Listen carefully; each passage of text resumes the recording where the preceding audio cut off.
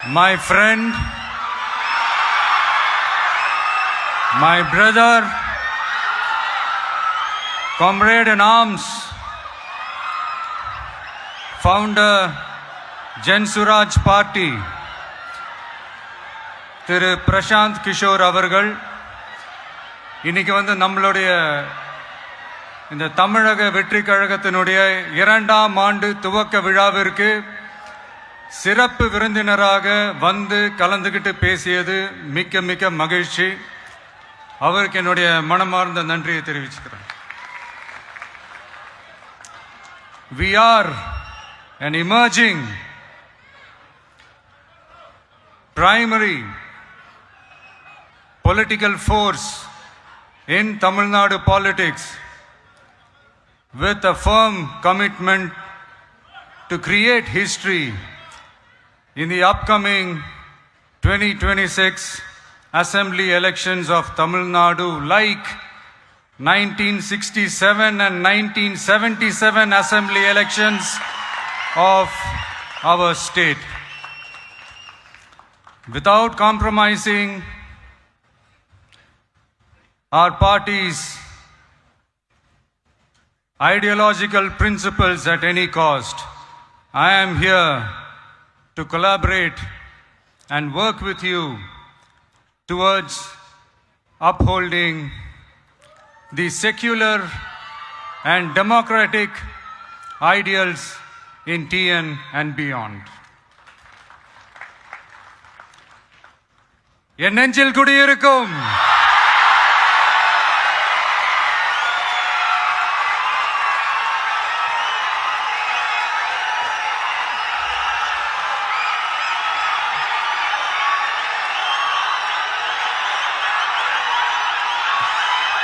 என்னுடைய தோழர்கள், தோழிகள்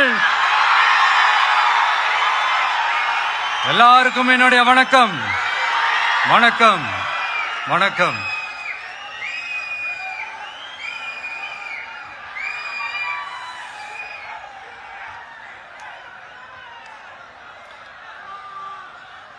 இந்த அரசியல்னாலே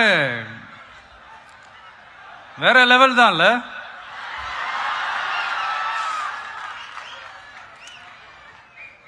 ஏன்னா இந்த அரசியல்ல மட்டும்தான் வித்தியாசமான ஒண்ணு நம்ம பார்க்கலாம். யார் யாரை எப்ப எதிர்ப்பாங்கன்னே நமக்கு தெரியாது. யார் யாரை எப்ப ஆதரிப்பாங்கன்னே நமக்கு தெரியாது. அதை கணிக்கவே முடியாது.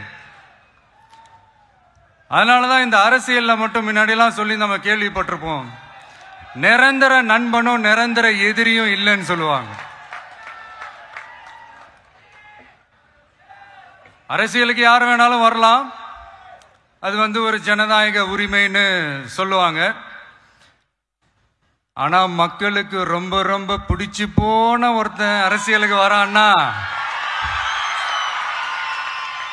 அதை கண்டிப்பா நல்லவங்க எல்லாம் வரவேற்பாங்க. ஆனா ஒரு சில இந்த அதிகார இல்ல அது வேணாம், ஒரு சில பேருக்கு மட்டும் கொஞ்சம் எரிச்சல் வரத்தானே செய்யும். அது இருக்கும் தானே. என்னடா இவன் திடீர்னு ஒருத்த என்ட்ரி கொடுத்துட்டானே, இதுவரைக்கும் நாம சொன்ன பொய்யெல்லாம் நம்பிக்கிட்டு மக்கள் நமக்கு ஓட்டு போட்டுக்கிட்டு இருந்தாங்களே. ஆனா இப்ப இவன் சொல்றதெல்லாம் பார்த்தா மக்கள் மனசுக்கு ரொம்ப நெருக்கமா வேற இருக்குது. அதுவே நமக்கு ஒரு பெரிய நெருக்கடியாகவும் இருக்குது. இவனை என்ன பண்ணலாம், என்ன செய்யலாம், எப்படி இவனை இது பண்ணலாம், க்ளோஸ் பண்ணலாம்.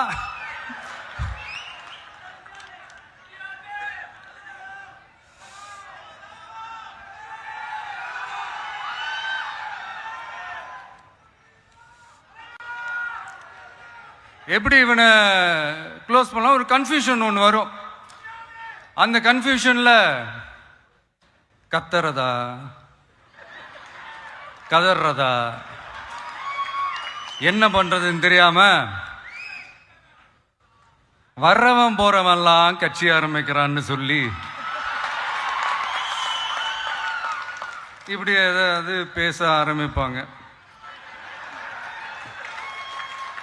இப்போ நம்ம ஆட்சியில் இருக்கிறவங்க நமக்கு எதிராக பேசுறாங்க இல்லையா, அந்த மாதிரி. இப்படிப்பட்ட ஒரு அரசியல் காலத்தில் கொஞ்சம் கூட ஒரு பயம் இல்லாம, ஒரு பதட்டம் இல்லாம, வர்ற எதிர்ப்புகள் எல்லாத்தையும் சும்மா லெஃப்ட் ஹேண்ட்ல டீல் பண்ணிக்கிட்டு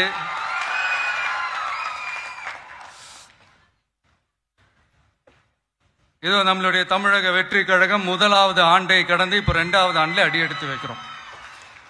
இந்த ஒரு காலகட்டம் தான் மிக முக்கியமான ஒரு காலகட்டம்.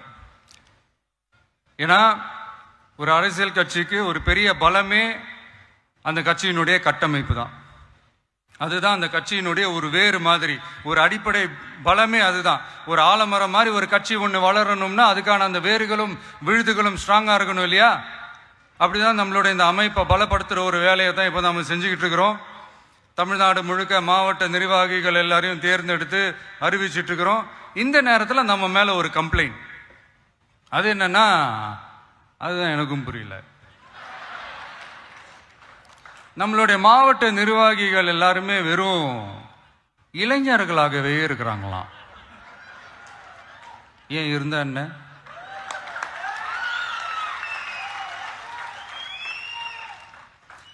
அறிஞர் அண்ணா அவர்கள் கட்சி ஆரம்பிச்சப்பா அவர் பின்னாடி நின்னதும், புரட்சி தலைவர் எம்ஜிஆர் அவர்கள் கட்சி ஆரம்பிச்சப்பா அவர் பின்னாடி நின்னதும் வெறும் இளைஞர்கள் தான். அந்த இளைஞர்களால தான் 1967லயும் 1977லயும் அந்த 2 தேர்தலையுமே ஒரு மிகப்பெரிய ஒரு வெற்றி கிடைச்சது. வரலாறு, அதுதான் வரலாறு. இப்ப அதே மாதிரி நம்ம மேல இன்னொரு கம்ப்ளைண்ட், அது என்னன்னா, நம்மளுடைய கட்சி நிர்வாகிகள் எல்லாருமே சாதாரண குடும்பத்திலிருந்து வந்தவங்களாம். அதே தான் இங்கேயும் கேட்கிறேன், ஏன் வரக்கூடாதா?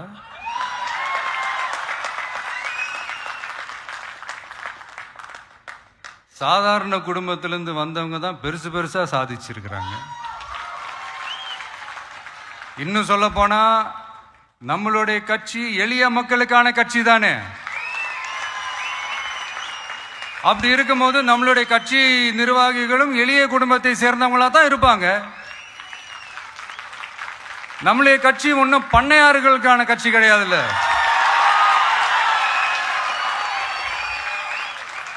முன்னாடிலாம் அந்த காலத்துல பண்ணையாருங்க தான் பதவியில் இருப்பாங்க. இப்ப கொஞ்சம் உள்டா மாறிடுச்சு, பதவியில் இருக்கிறவங்களாம் பண்ணையாரா மாறிடுறாங்க.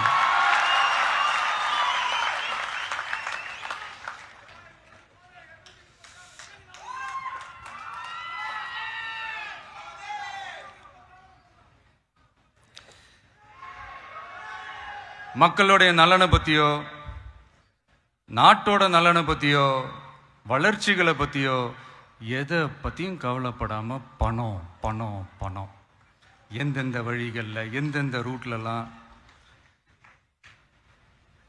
இப்படிப்பட்ட இந்த மைண்ட் செட் உள்ள இந்த பண்ணையார்களை அரசியலை விட்டே அகற்றுவதுதான் நம்மளுடைய முதல் வேலை.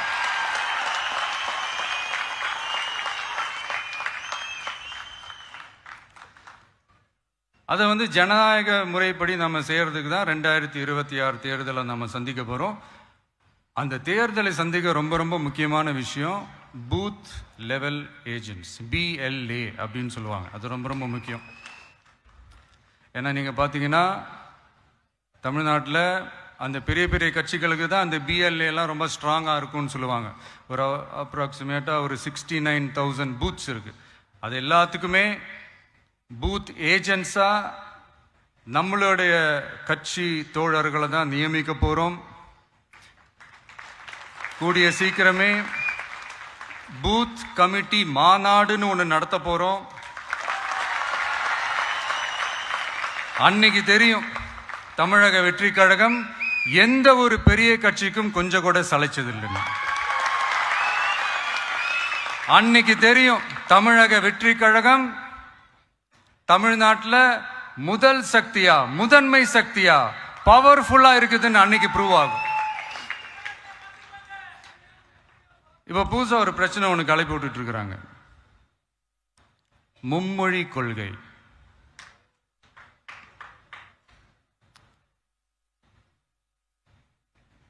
அதாவது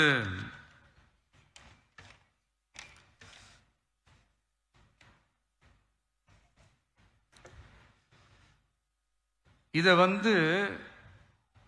இங்க செயல்படுத்தலைன்னா இந்த கல்விக்கான நிதியை நம்மளுடைய மாநில அரசுக்கு கொடுக்க மாட்டாங்களாம்.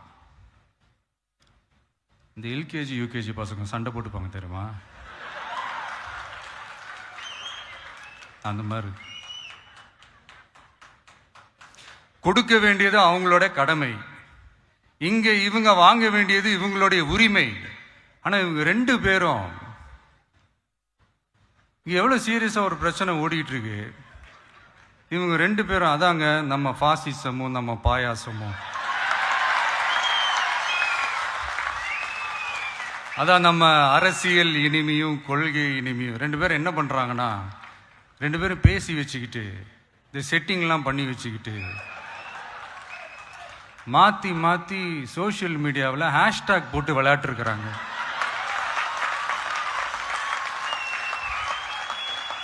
இங்க என்ன நடந்துகிட்டு இருக்கு, அதாவது இவங்க 2 பேரும் அடிச்சுக்கிற மாதிரி அடிச்சுப்பாங்களாம். அதை நாங்க நம்பணுமா, மக்கள் நம்பணுமா? What bro, it's very wrong bro.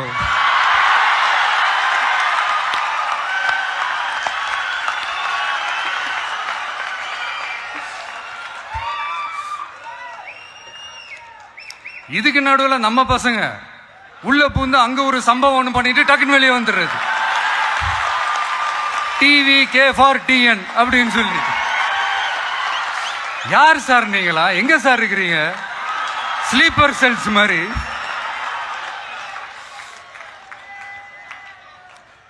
அதனால இதெல்லாம் மக்களுக்கு நாம சொல்லி புரிய வைக்க வேண்டிய அவசியமே கிடையாது. அவங்களுக்கே தெரியுதெல்லாம் எவ்வளவு பெரிய ஒரு ஏமாத்து வேலைன்னு.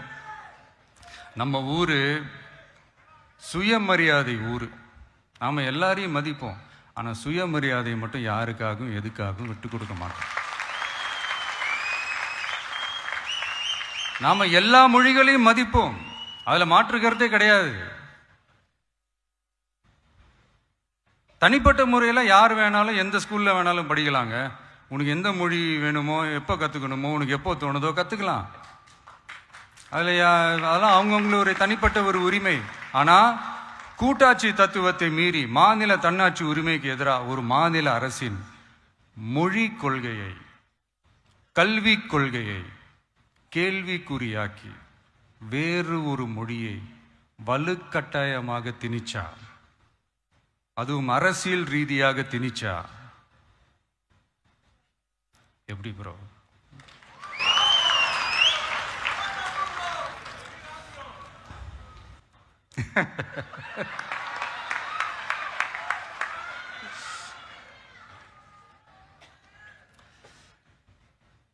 அதனால நம்மளுடைய தமிழக வெற்றி கழகம் சார்பாக நாமளும் இந்த பொய் பிரச்சாரங்களை எல்லாம் புறம் தள்ளிவிட்டு இதை நாங்கள் உறுதியாக எதிர்ப்போம்.